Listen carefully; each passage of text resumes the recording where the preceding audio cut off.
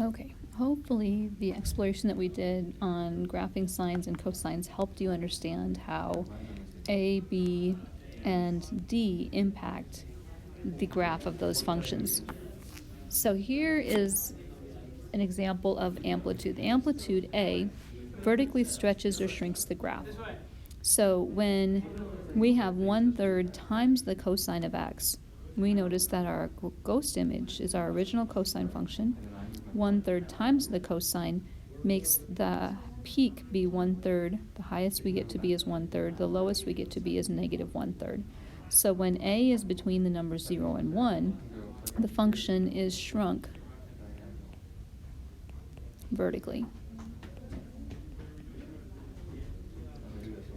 And when a is less than 0 and a is negative, then it's reflected across the x-axis.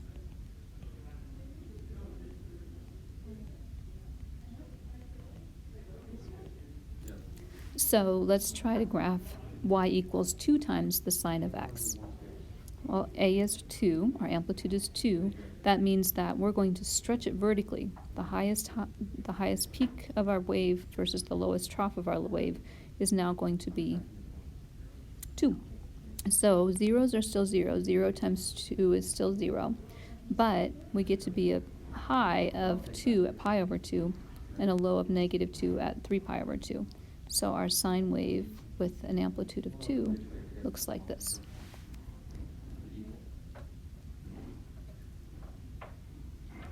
All right, next, the period. B is the period. It's the number that's being multiplied by x. And so because the cosine of 4x has 4 times as many oscillations in its normal period of 2 pi, that means that if we take our 2 pi and we divide it by 4, we will know how long it takes to do one full period. So we should see one cosine wave, one full cosine wave, top to bottom, within 1 pi over 2. That's why we get 4 full cosine waves in the normal 2 pi. So A was the amplitude, B impacts the frequency, how often we repeat these waves. So if I ask you to find the one full cycle of the sine of 2x, now we know we're going to get 2 full cycles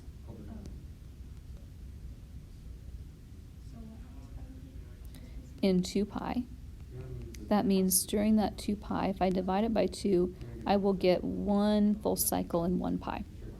So it's the sine wave. It's going to start in the middle, end in the middle, and in the middle it'll be in the middle. But because we now need 1 pi to finish it off, then pi over 2 is also a 0, and pi over 4, halfway between 0 and pi over 2, becomes our max.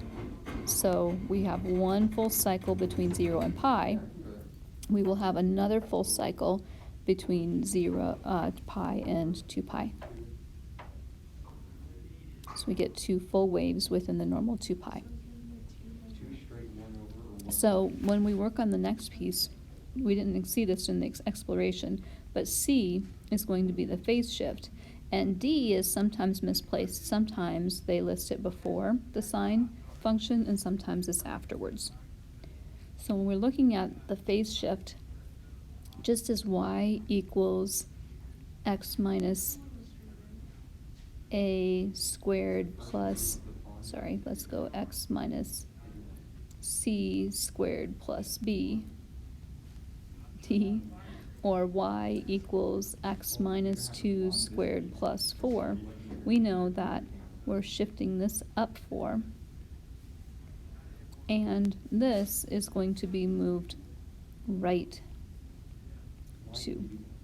Often counterintuitive because we think minus 2 would be left, but when the x is by itself, the 2 would be positive if we solve for x.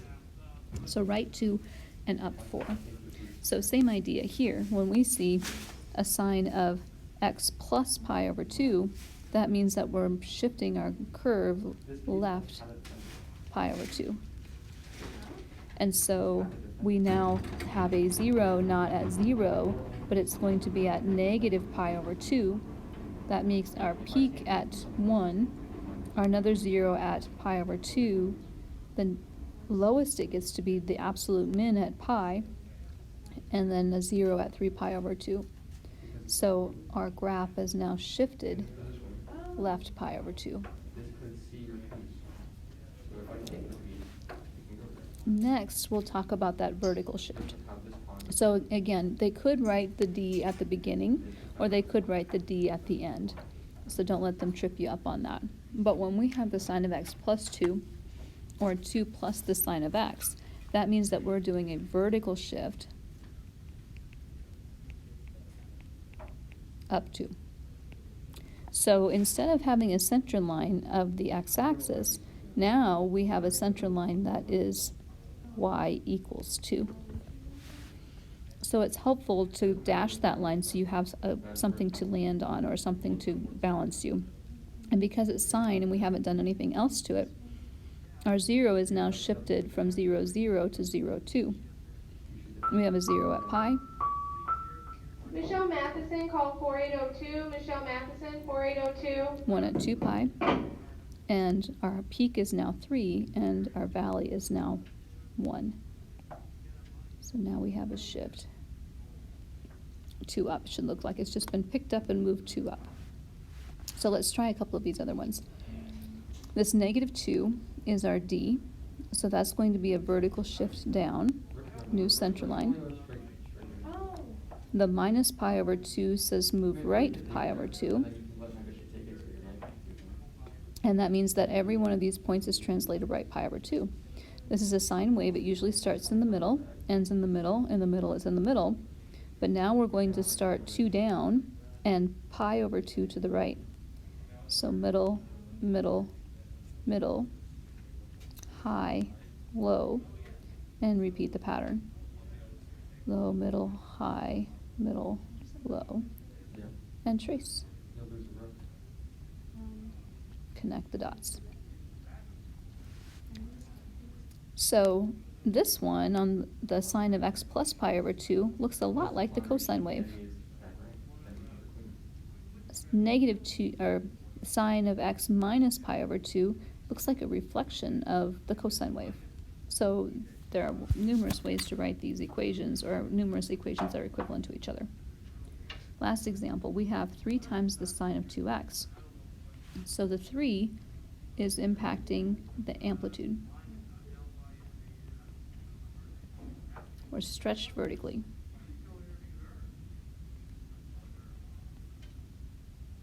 And the 2x impacts the period. We're going to get 2 full waves over 2 pi, or 2 pi divided by b gets us our new period, which is going to be pi. So we know we're going to go as high as 3 and as low as negative 3, but we're going to get 2 full cycles in here. So we start and end between 0 and pi. So this is a sine wave again, starting at 0, ending at pi. In the middle, we're in the middle. And then at pi over 4, halfway between 0 and pi over 2, we're high, up to our max of 3. And between pi over 2 and pi, we're at our global min of negative 3. And we complete 1 full cycle in this pi, and then repeat. High, middle, low, middle. 2 full periods of that wave. Low, middle, high, middle, and so forth.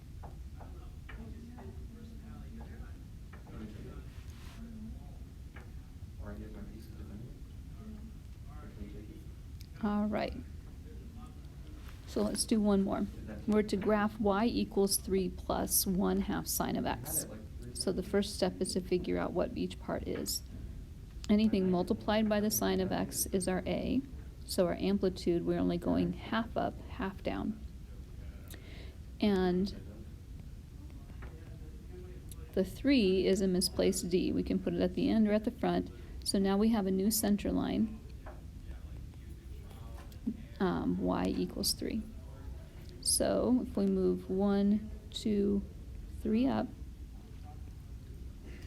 we're going to put a dashed line across that new center line so we can find it back. And we only get to go as high as 1/2. Now, without any markings, any labeling on our axes, these graphs mean nothing. So I need to see at least every other being graphed or being labeled. And the period hasn't changed. We're not shifting left or right. So we're going to go with our standard 2 pi, pi over 2, 3 pi over 2. So a minimum of at least every other. As we practice, we're going to get better at doing 2 full periods, but for today, for stay on this, we may have to just do 1 period and call it good.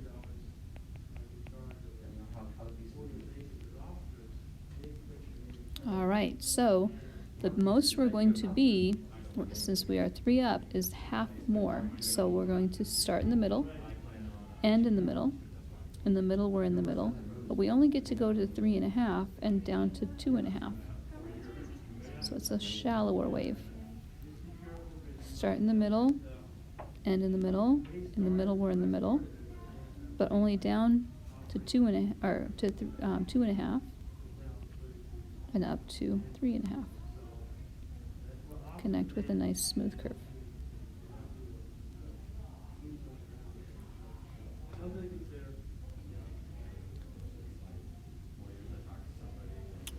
One minus 2 cosine of x has 3 things going on. We have a new center line, y equals 1. We have a reflection across x-axis, so our new center line. And we have a stretch vertically. All right, we'll see it. Amplitude is now 2. Yeah, talk to Lyman. So we'll have a new center line at 1. All right, my door's unlocked. I'm gonna put that back in there.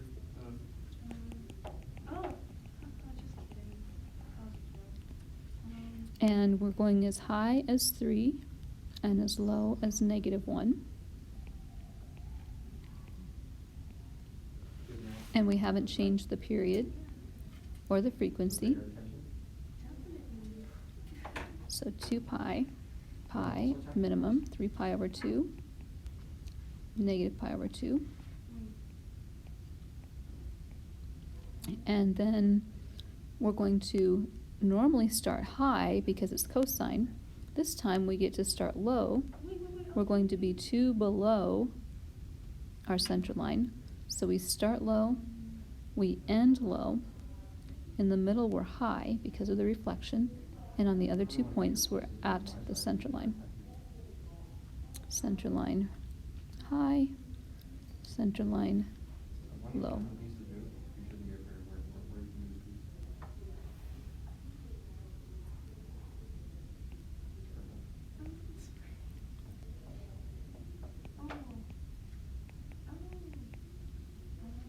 And that's how you walk your way through these translations.